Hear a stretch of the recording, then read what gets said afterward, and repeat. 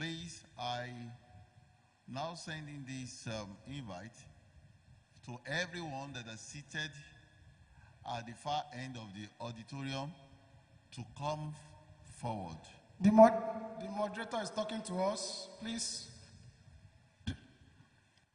let's come forward, please.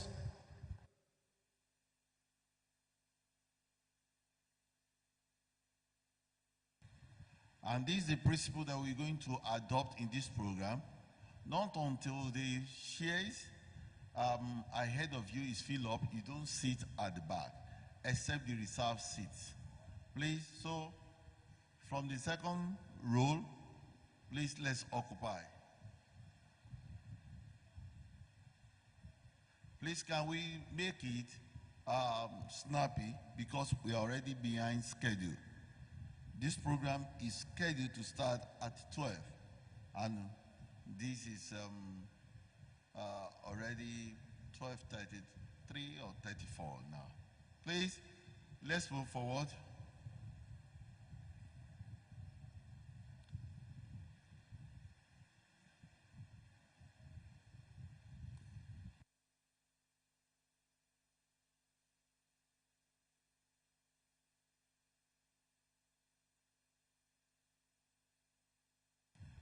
This program is aimed at making every one of us fruitful in all ramifications.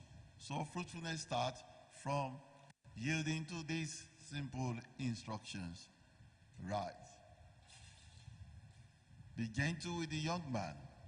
So be gentle with the seat. Please come, move forward.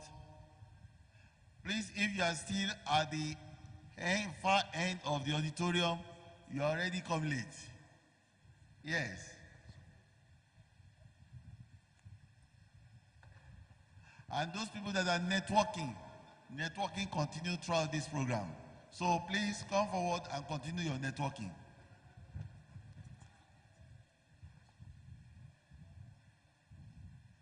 Brethren, please, let's respond. Let's respond. I can see Pastor Ireti at the far end of the auditorium. Please take 5 people along with you and come forward. I can see Engineer Dr. Nusa, Engineer Dr. Pastor Nusa at the midpoint of this auditorium. Please carry at least 3 people with you and move to the front.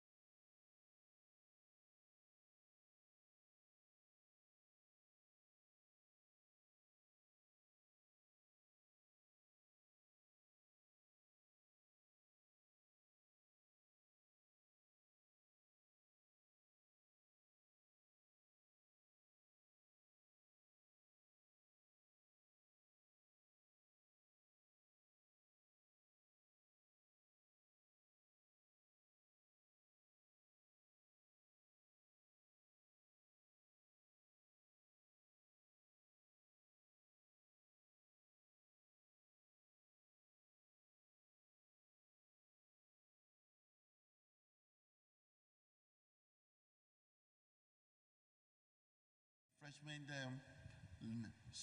stroke networking during the lunch time. And so please make use of that opportunity to connect with whoever will benefit your life. I believe that you have one thing or the other to benefit from one another here today. So, and that is going to last for about 30 minutes or so. So I hereby place all our people that are in charge of that on notice to make that snappy when that session comes up, so that we can buy time, because already this is 12:42. We will have opportunity to also listen to nutrition talk, so that our life, our health can also improve through the diet that we take, and not gulping in poison or toxic materials into our system. And that is going to last for 30 minutes also. And at the last section for this program today, we be having opportunity to experience prophetic shift and blessings through our Father. And please, I would like to enjoy you to stay back, enjoy all the beat of this program. And at this very moment, I'd like to bring to this podium the resource person that God has prepared to anchor this segment that we'll be going into, which will witness panel discussion in person of our global barrister, which God has prepared, as he will be rolling out the lead question. Please join me at this time to welcome to this podium Barrister Pastor Peniela. Please put your hands together for the Lord Jesus Christ. Please encourage us. Thank you very much. Thank you very much. And I believe we have been having a very great conference so far. Now, at this juncture, I'd like to invite our guest panelists to please come forward. Mrs. Titi Lola Elizabeth Joseph, Pastor Busayo Idusuyi, and Mrs. Ajayi Ulubumi. A round of applause for them as they come forward. Let's do it well. Let's do it well. They are our guests. This is a men's conference, ordinarily. They are special guests. Let's keep clapping until...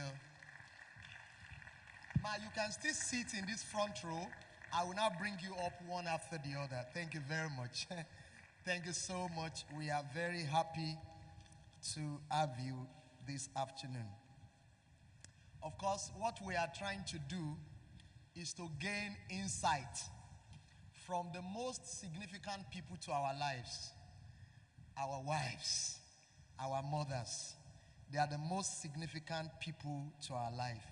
So we want to gain insight from their perspective about faithfulness and fruitfulness from the woman's perspective. And if you are able to satisfy your wife's standard in terms of faithfulness and fruitfulness, you are good to go. What is more?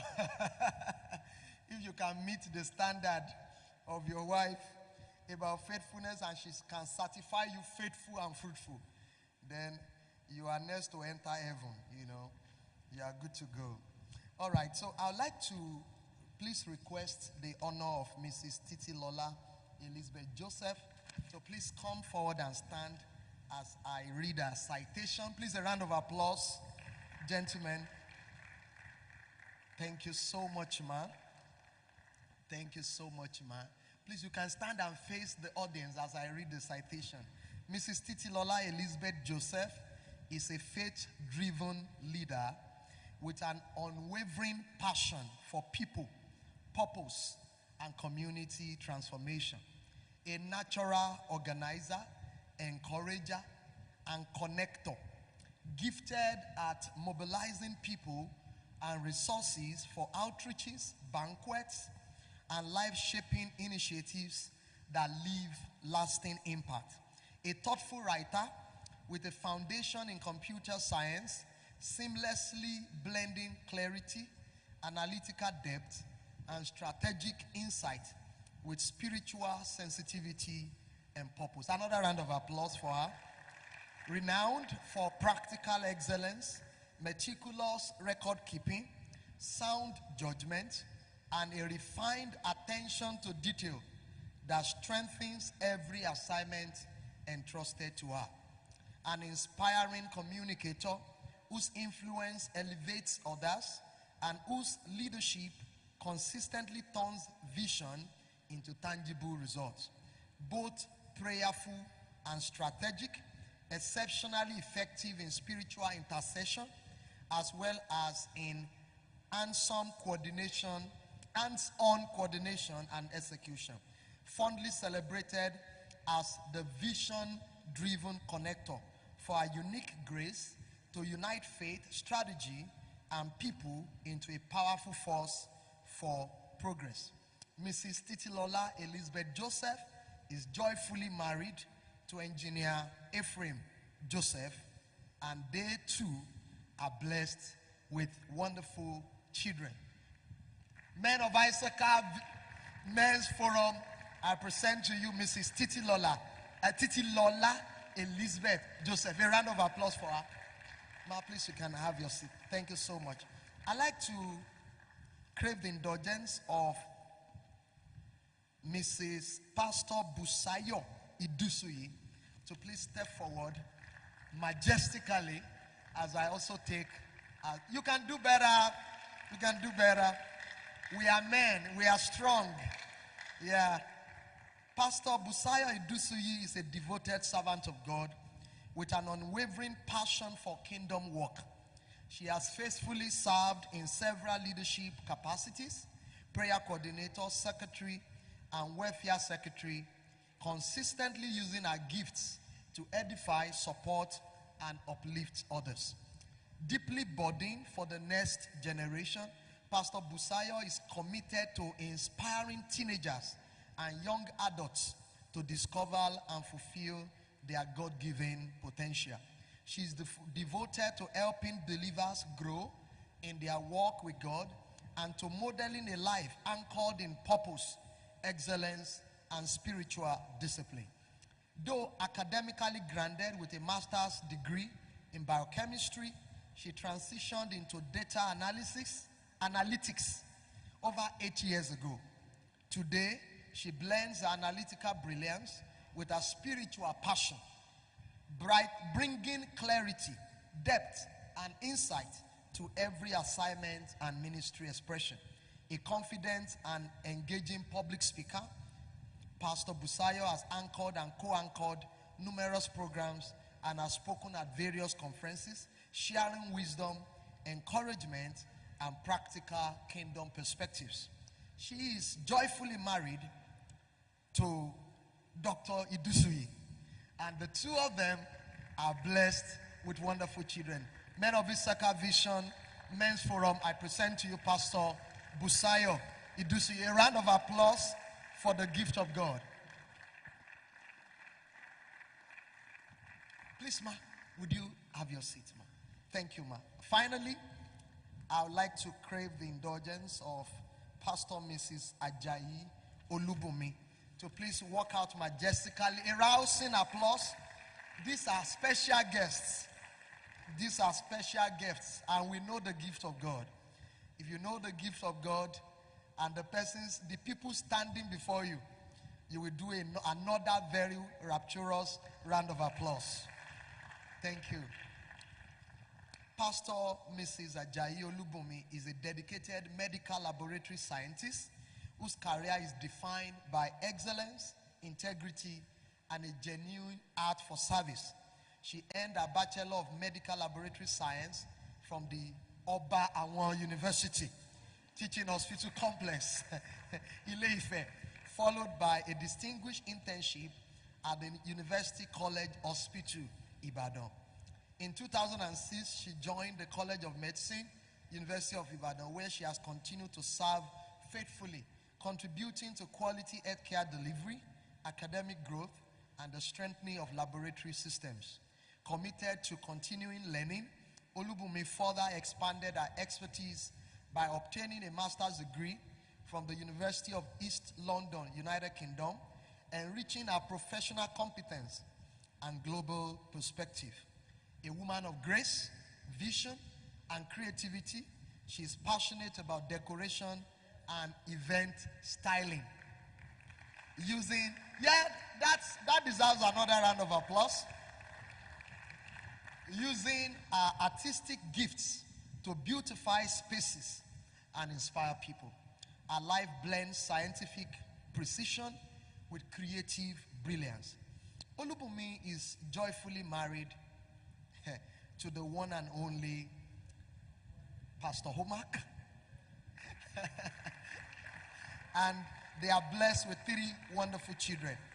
Our life reflects humility, compassion, and an unwavering love for God and humanity. Ladies and gentlemen, men of Issachar Vision Men's Forum, I present to you Pastor Mrs. Ajayi Olubunmi. Thank you, ma. You can have your seat. And as I've been introduced, I have the privilege of being the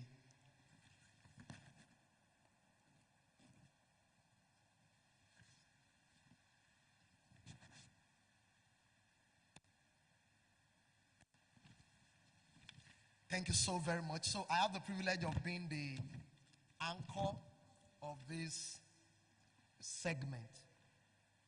And I'm trying to check our time.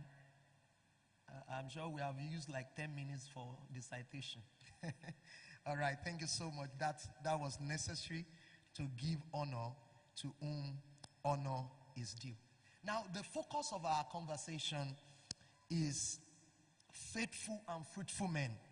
The woman's perspective. We want to get your perspective because we want to be more faithful and we want to be more fruitful.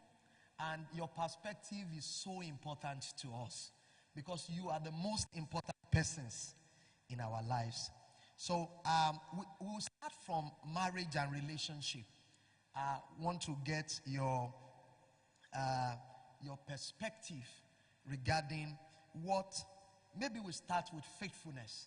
What does faithfulness mean to a woman from the context of marriage? Who will go first? Ma, please, maybe you go first. Hallelujah.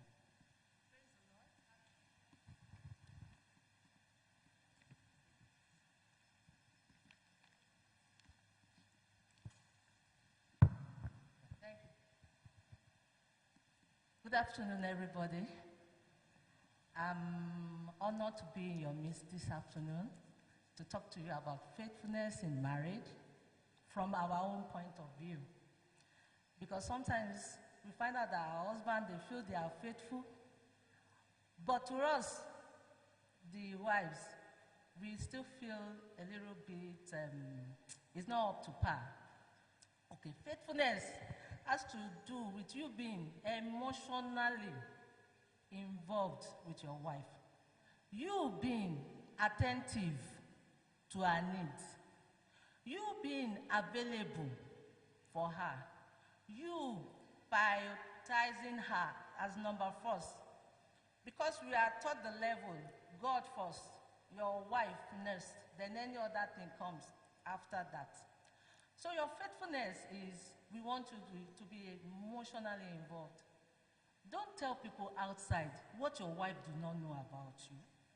That's not being faithful. A lot of challenges today come from our husbands being closer to members of their family, being closer to their colleagues in the office, more than they are to their wife. And so we become brothers and sisters at home. You can live with your brother. It doesn't matter whether your relationship is very close or not. But when you are the husband, you're supposed to be the best friend of your wife. The paddy, before anything is happening, before anybody outside knows about it, you as your husband, your wife should be involved. Thank you, ma. Thank Your you. wife should know first. A round of applause for that. I would like to hear your perspective on that. For example, what are the things that beyond sexual purity,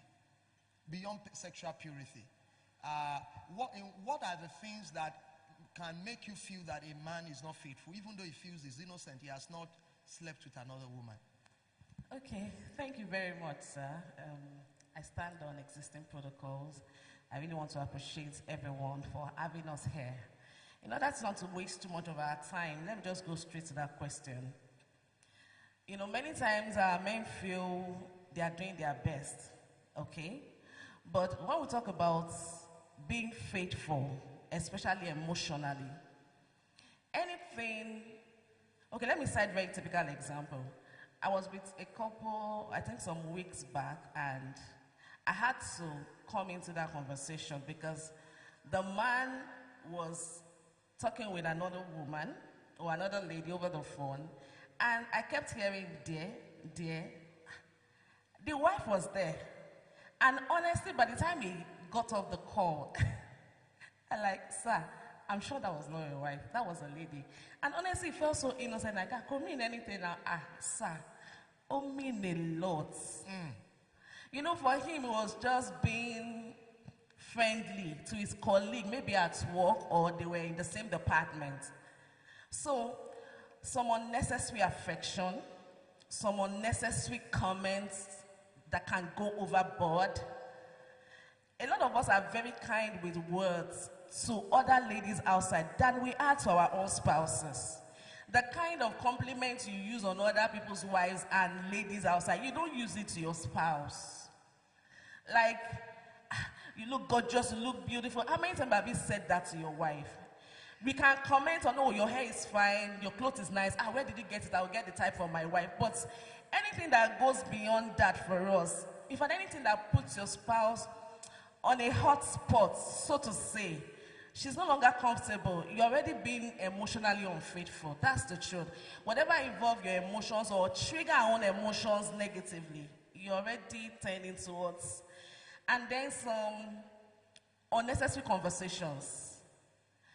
For instance, how will you be asking somebody's wife or a lady, have you eaten at some very odd hours? I don't know if you understand. I want to thank God because, you know, my husband had to cut a lady off on that note one of those times. And yes, that's too personal. What about if he's a spiritual father to the lady? He's not a spiritual father, he's a lady. Oh, okay, a spiritual father. Well, at what point? Are you trying to provide the food at 10 p.m.? We could do a transfer. Okay, maybe a discussion would have led to that. Maybe you are sure that, oh, this lady has financial issues. John Lady, have you sorted yourself? There was no leading, but just, hey, how did your day go? Have you eaten? That's getting too personal. You shouldn't be having such ways.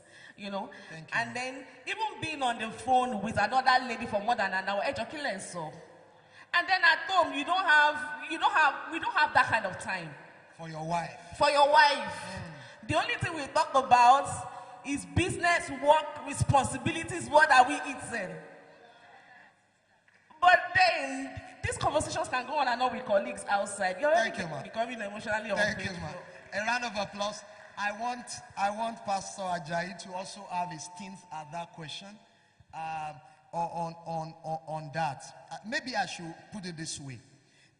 What habits can men cultivate to protect their marriage from infidelity in today's digital and social media age? What habits can we cultivate to protect our marriage from infidelity in today's digital and social media age? Yes, I would like to start from the word faithfulness. When you say faith, that means you believe in someone. The faith, I have faith in Jesus Christ. You believe in Jesus Christ. When you now say faithfulness, that is so, it's an awesome, it's big, it's much in every area of your life. So infidelity comes, in fact, you don't need to be divorced before you have infidelity issues. For instance, men, once you are married, you are married. For crying out loud, you will always see women, ladies that are beautiful than your wives. But until we come to a conclusion that this is my own package.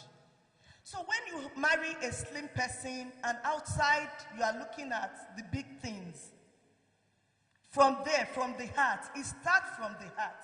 In fact, when we talk about infidelity, we tend towards sex. It's more than sex. When you go home, you, like what she has said, you interact freely with outsiders. And the way you just jump around, this man, those girls outside, they should come and ask, is your wife, is your husband lively like this at home? Those are the things, but you know, girls outside that don't belong to our kingdom, there is a way they package things. But until you get there, you will now see that, oh, it's all packaging. And we have a lot of packaging. When you say, oh, in fact, they are doing enlargement of breasts, enlargement of, all these things. And there was a day I was talking to a guy. The guy said, Mrs. Ajayi, you said we should be born again, but all these girls outside. She said, when they got to the hotel room, she was telling me that, everything was just packaged. I wasted my money. So most things that you see outside them may want you to go into infidelity and not actually the real thing. That it's just like action film and film trick. They look alike. They look the same, but they are not actually the same thing. And before you commit infidelity with the opposite sex, it does not start in a day. It starts by, he said I'm beautiful. He said, you are looking so nice. And the other lady will be thinking, my husband never said this to me. So it's like, this guy is kind. So contentment with what we have. Yes, is just one be of the content. things. Yeah. Is there any other thing we need to principle that can help us not to fall? We just want Now, you to it's help setting our life. boundaries. Yes. For instance, when you go to a male office, for you to save your anointing, make sure the door is open.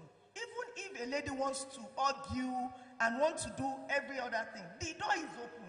The man will not make the attempt. But when you are in a secluded area where they can't see you, you send messages, your phone is on password, nobody has access to your password, all these things. From there, infidelity comes in. It's not a day thing. Thank you so much. Another round of applause. Please, let's do it well. Thank you very much. So, you want to add something, ma'am? Please, can you do that in 5 seconds?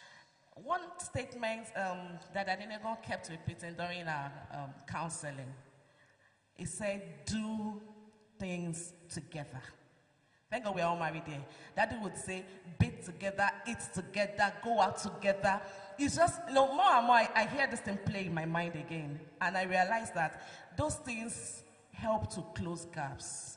We are too independent of ourselves. And more, we are growing very independent of each other. So the gap is just widening. But let's intentionally close those gaps by doing things together as much as possible. In fact, there was a time one of our pastors said, you don't know the blessing of having one car yet. Because you have to wait for her, you have to drive out together, you have to go and pick her. He said it's a blessing of a kind, maximize it before the growth comes. Wow, amazing. Do everything, even poo together. Oh yeah. Another round of applause for our panelists. Thank you so much. Now we want to have a stint at fruitfulness. Okay. What does, in your perspective, what is fruitfulness to you for a man? When would you say a man is fruitful? When he builds a house, has a car, buys a second car, is that it? Not only that. Fruitfulness is a man that produces results and does not give excuse not producing that result. It's a man, fruitfulness is a man that is consistent. When he tells you, I will be back by 5 p.m., you are sure. He is able to build his home. He's the leader of his home. And because he is leading the home, every other thing he's doing, you get results by training yourself to be intentional. When you are committed to doing something, if you are not intentional about that thing, you will fail. Prayerful preparation prevents poor performance. When you are prepared, you will be fruitful. Now, what do you want to be fruitful in? In a good marriage? When you are fruitful in a good marriage, of course, the result will show in the work of your hands. Buying a car, having a house are the result of what you do. Since you choose to marry a woman, your fruitfulness is dependent on what you do with that woman. Because according to the Bible, that goes with the cause. It says that if you betray your wife, your prayers will not be answered. Don't think that because today you are making a lot of money, where the unanswered prayers will come and meet you, even your money will not be able to stand it. Even you having a house will not be able to protect you. Yeah. This morning they talked about the prodigal child that had collected his own inheritance. It finished. He even made reference to that boxer that was making a lot of money. But at the end of the day, so fruitfulness, money, having possession, there is part of it. But nurturing yourself, building anything that is given to you, especially your wife. My pastor used to say, your wife is your representative anywhere you go. It's the way people see your wife, they will know the kind of man is at home. Thank you so much, ma'am. And so that's fruitfulness for me, what you do with your wife. Thank you so much. Yes. Two very powerful points I can pick. He said, being a go-getter without making excuses. Achieving goals without making excuses is a point of fruitfulness, and what you make out of your wife is another very important point. Now, this is a very important question I want to ask you, Pastor Edusoye. How can couples work as a team financially? Now, you know, when we talk about fruitfulness, she mentioned that, you know, financial productivity is part of it. Is part of it. You know, but sometimes there is a process, there is a journey to get into that final outcome. There is a seed time, and there is a waiting season before the harvest time comes. So, in what ways can can a couple work together as a team through the waiting season without beginning to accusing each other of not being productive? I hope my question is clear, ma'am. I think so. You know, most of issues in marriage, really, more than 70% of it will be sorted if we learn to talk honestly, openly. I think for my gender, it's easier for us. But for the men, you know, somehow, maybe, sometimes I even feel it's a way of maybe protecting us. So it's too much for her to handle. But sincerely, you are indirectly hurting us. We want to be in the picture. Bring us in. Look, we are in a mess. How did we get here? We are not yet there. This is our level. This is how much we can take in at this time. This is how much we can take. This is what we can afford. These are things we cannot afford. See, where we can openly have these conversations, we can plan together. That way I know that, and to be honest, my gender is not difficult. I'm not trying to speak for us. To be honest with you, sometimes, but I think the origin of the whole thing, there's no time. We can't begin to mention everything one by one. But sometimes if we talk about, there's some fulcrum. If we deal with it, we're able to deal with so many other aspects. So what I'm trying to say in essence is, number one, let us communicate openly. Okay, Don't be macho. See, be vulnerable with us. But there are times that we share issues with you, and you will start breathing on the bed. You'll not be able to sleep. Oh, yes. So how do we deal with that? Because, yes, we talk about openness on the side of men, but there are sometimes we have tried to be open with the battles that we are fighting, only to realize that you can't sleep anymore. So sometimes we men feel that instead of causing further trouble with the wife and allowing you not to have high blood prayer, because the ones we told you, you were emotional, your reaction was emotional. Sometimes, instead of even inspiring faith, it made us more afraid. So we then get to a point and say, I beg, let me handle it without troubling this woman or getting her more afraid. Okay, I stand to be corrected though, but here is my view on it. Well, understand who you have married, but in an ideal settings, I think understand we are different, understand our strengths, but if it's an ideal case, I think our strength should not be too far from yours. I think there's a strength in her that you can harness, and that is what makes her a helpmate. I mean, for crying out loud, if I can't be of help to my husband at that critically low moment, I don't know how to define that I'm a helpmate. So, like I said, I stand to be corrected on that, but I think from the more I should be yoked to it, there should be a level at par, there should be a level of strength I should be able to bring to the table. And in my own case, I don't think that is applicable anyway. Yes, I may be a bit afraid, but we can pray more. That fear should drive us more to our knees and then seek counsel. See who, a little counsel that comes from us, even in our fear, can solve the problem. Why don't you talk to this person that you may not have thought of? But to think helping me entirely is shielding me from it, it's not an ideal case, if you ask me. Thank you so much, man. Thank you so much. Okay, so Please do it in 5 seconds, yes. man, because I want to hear from Pastor When you tell Ajayi. your wife your challenges and she's breathing, you feel she's not okay. She's okay. She's brooding on that matter for you. I'm telling you the truth. She's brooding on the matter for you. When you see her like that, tap her and ask her, what do you think we can do on this matter? What she tells you, do it. And you will definitely see results. Wow. We are not difficult. Whatsoever she tells you to do, do it. All right, man. Thank you. This is very fantastic, wonderful. Ma, I want you to weigh in on the issue of the practical roles you women expect us men to play in raising godly children. Now, of course, when we are talking about fruitfulness from the marital perspective, our children are part of what we look at as the mark of our fruitfulness. So, in what ways do women want men to be involved?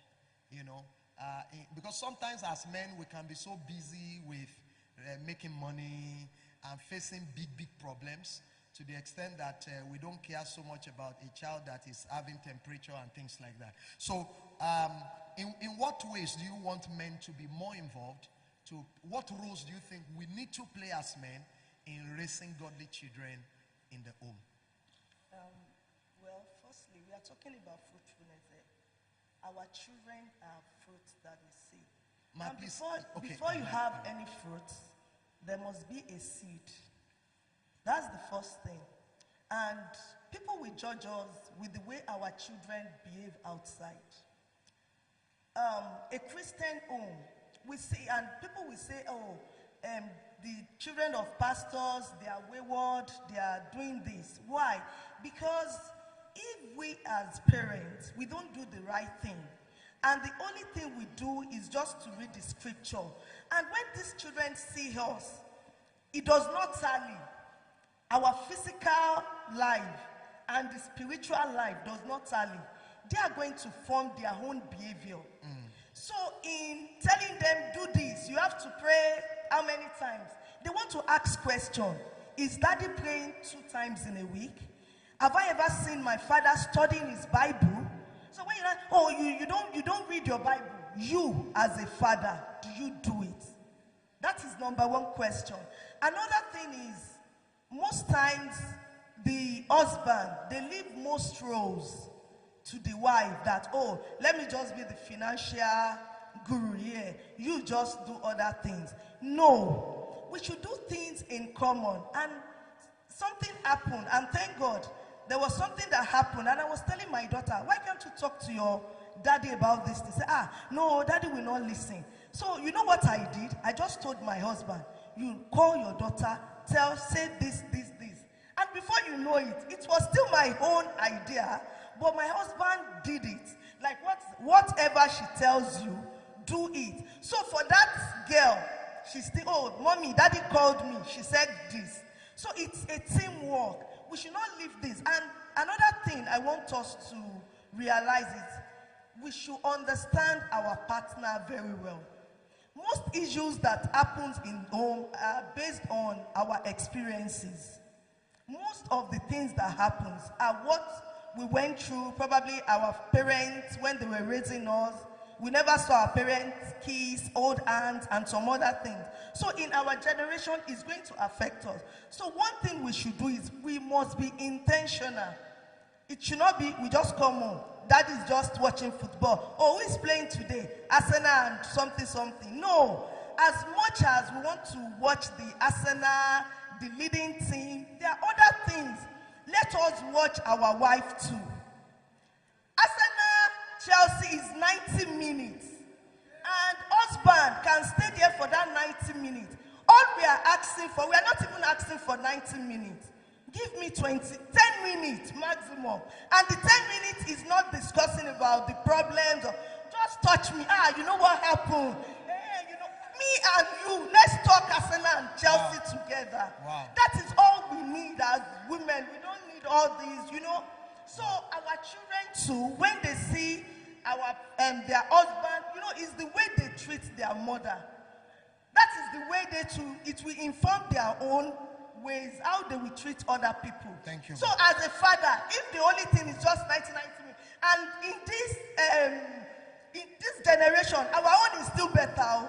This generation, you just have to be intentional about keeping your home and doing the right thing. Don't leave everything to your spouse that it's mommy's duty to cook.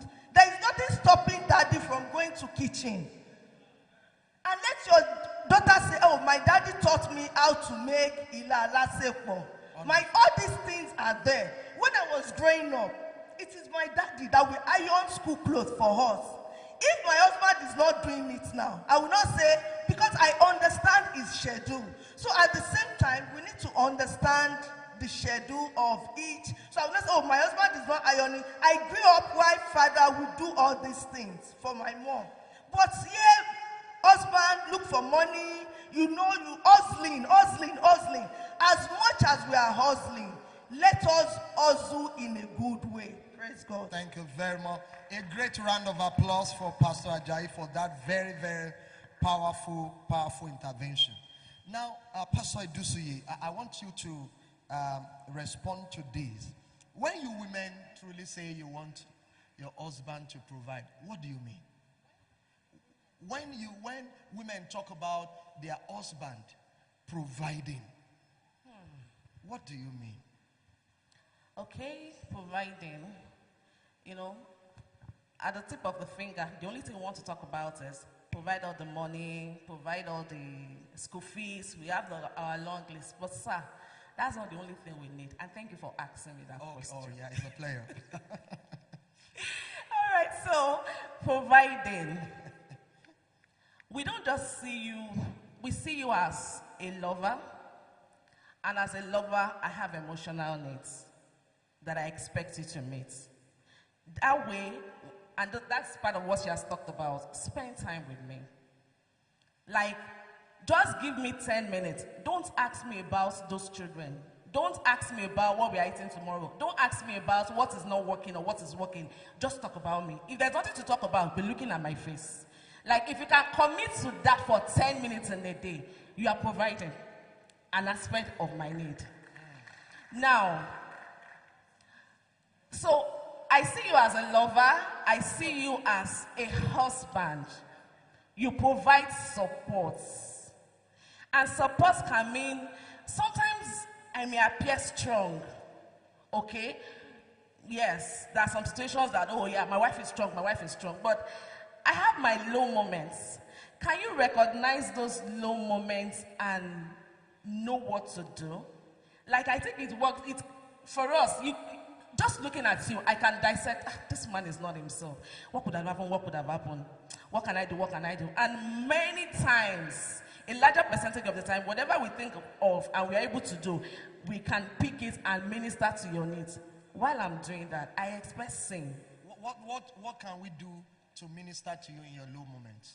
Okay, in my low moment, As a woman, generally. as a woman, you first have to be able to know what is wrong. Understand me. Understand me. Akilole Shobemi, why is she? Let me not go too personal.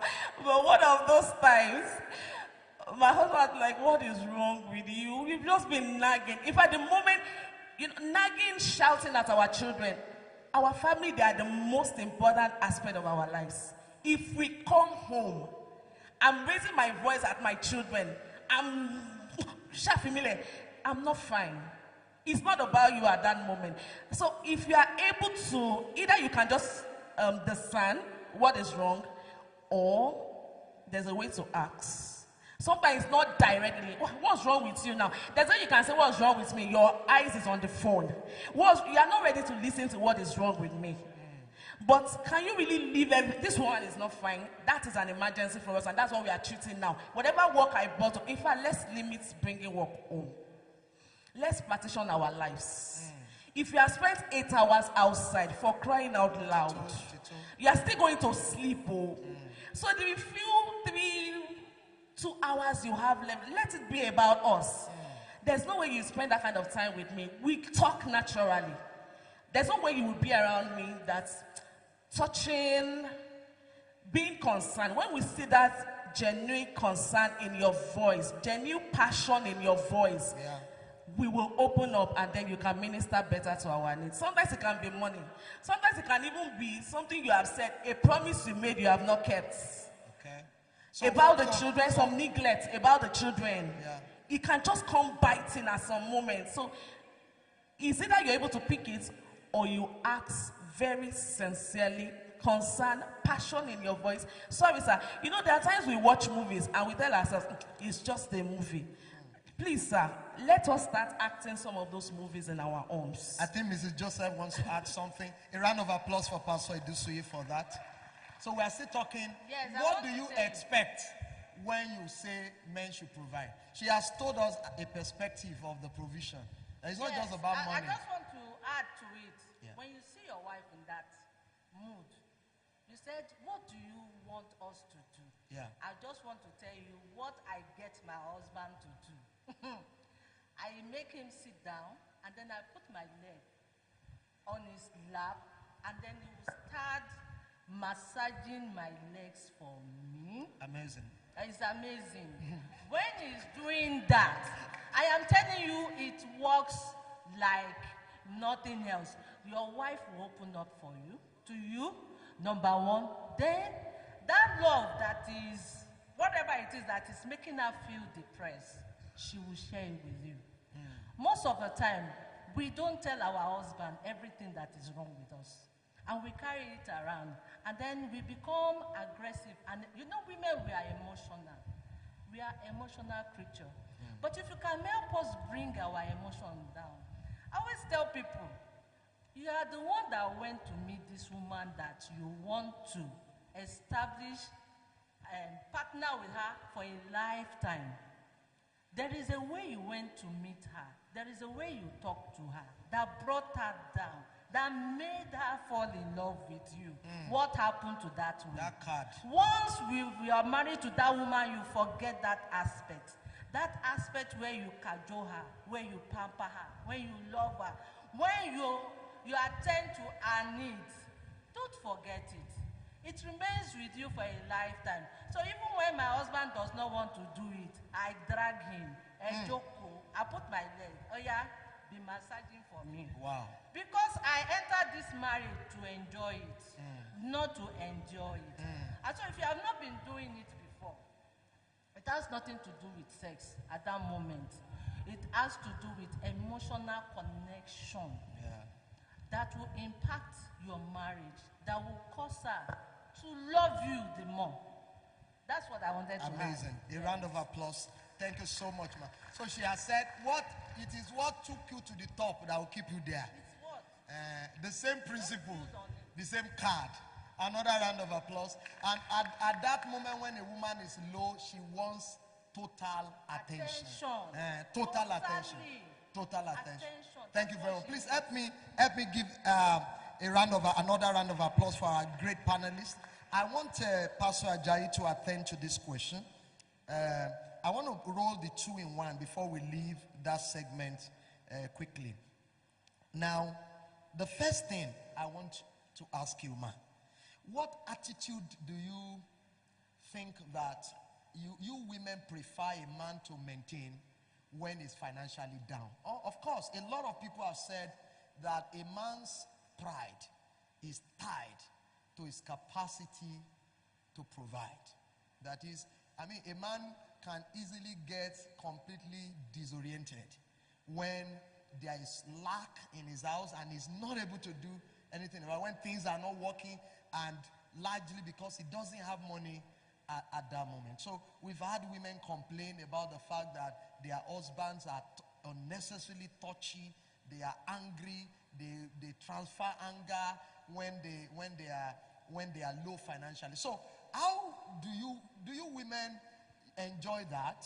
Now, if not, how differently, do you want us to act even when we don't have money? Okay. What will you prefer? Yes. The first thing is most men don't empower their wife. The whole essence of empowerment is when someone is low, the other party can bring the husband up. But in a situation when you have the mentality that women don't need their own money, I will be the one to do the work, In fact, in most marriages, when we talk about divorce, finances is a major challenge. I just want to encourage all men, please empower your wife. If your wife has money, as a woman you have your own. Home will be sweeter. But if the whole totality, you want to buy Maggi, you still wait for your husband to do this, you want to buy, you want to even send money to your siblings. We still have to wait upon you to do that. We have not started at all. So because they will tell you, no, when they have their own money, they will misbehave to the husband. Is a lie. It is what? A lie. Please empower your wife, because you may feel you will have money all the time.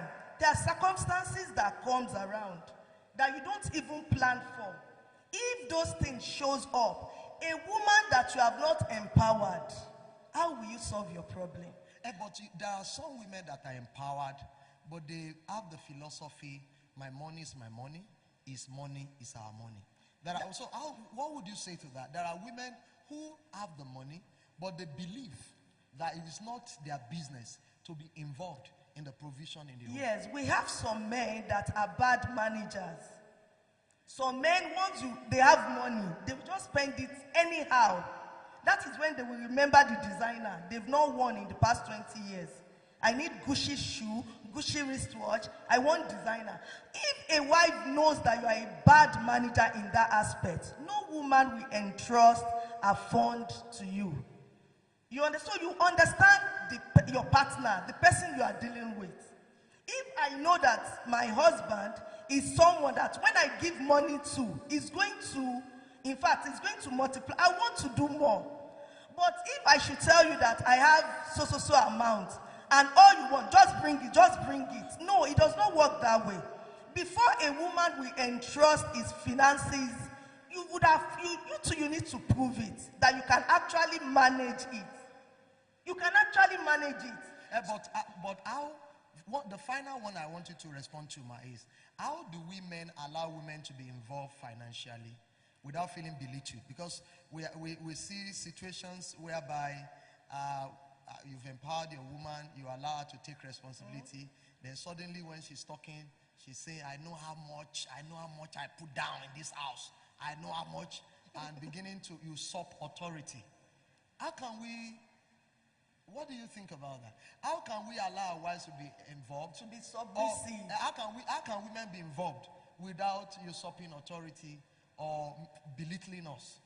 Well, it depends on the way we see marriage. It depends on the way we see it.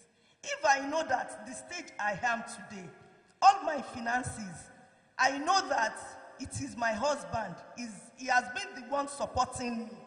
Why would I be proud? Why would I be pompous now? Because I know how we started. He's even the one supporting me to achieve most of this financial breakthrough. Okay. I don't think any reasonable woman will now be too big to be submissive financially. If the husband had been involved. Yes, if you are is involved, but you are not involved, and all of a sudden you are just coming on board, just bring that money. No woman